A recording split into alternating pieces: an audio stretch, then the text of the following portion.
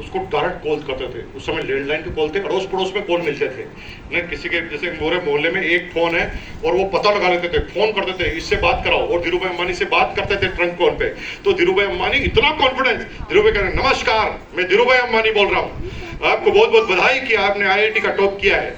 मेरी कंपनी ये फलाना कंपनी लिमिटेड जो एक नए कारोबार की शुरुआत करने जा रही है, आपके जैसे टैलेंटेड व्यक्ति की आवश्यकता है। आप अगर बुरा न माने तो आप पीछे घूमिए, गेट खोलिए, गेट खोलते ही हमारा आदमी आपको नजर आएगा, उसने 2 फ्लाइट के टिकट लिए हुए हैं। आप एक व्यक्ति को फ्लाइट की टिकट लेकर आइए, हमारे साथ एक इंटरव्यू कंडक्ट कीजिए, करना न करना आपके हाथ में है, समझ में आए तो करना, समझ में आए तो नहीं करना, नहीं तो आपको घुमाने का इंतजाम भी हमने मुंबई में पूरा किया हुआ है।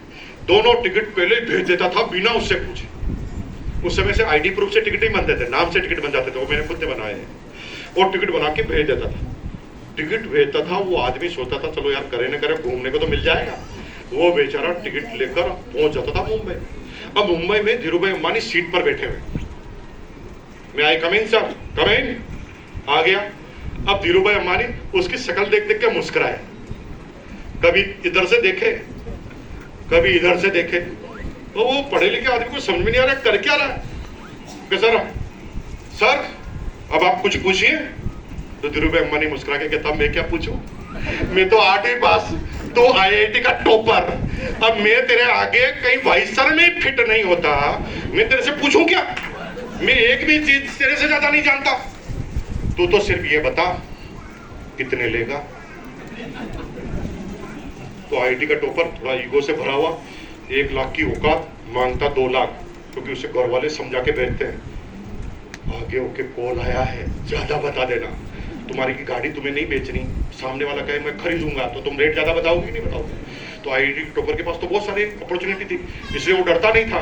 तो कहता सर मैं 2 लाख रुपए से कम नहीं लूंगा। तो धीरू भाई अंबानी कहता था हम 5 से कम तो किसी को देते ही नहीं। दिमाग को ही ब्लॉक कर देता था, मतलब दुनिया के बाहरी दिमाग को ब्लॉक, सोचना ही नहीं। ठीक है, घर जाने से पहले 2 दिन ऑफिस ज्वाइन कर लो, फिर तुम्हारे को 1 महीने की छुट्टी है, तुम घूम घुमा के आना, फिर काम चालू करेंगे, कल आ जाओ।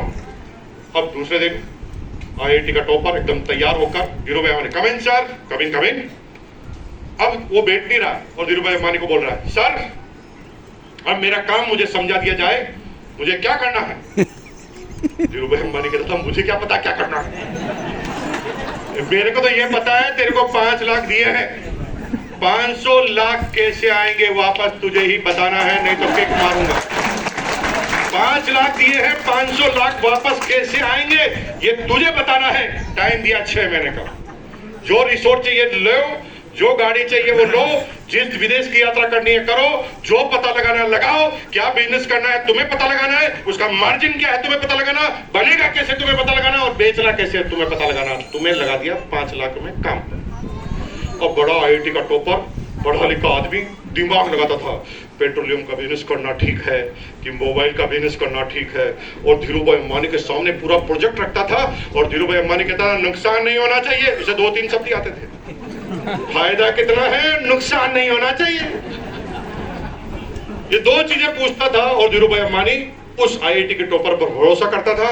उसका नतीजा था कि धीरू भाई अंबानी ने अपने से ज्यादा दिमाग वाले आदमी को अपने नीचे अपॉइंट कर दिए, और इसलिए धीरू भाई अंबानी की कामयाबी को दुनिया की ताकत रोक नहीं पाई।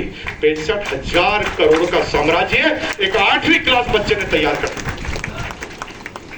तो जाइए बन जाइए धीरू भाई अंबानी, बता दिया राज। लेकिन ये इतना आसान नहीं है। धीरू भाई अंबानी इतने संघर्षिक शुरुआत में नहीं कर पाओगे आप। 0.1% लोग सक्सीड करते हैं, 0.1%, बाकी सब नाकामयाब।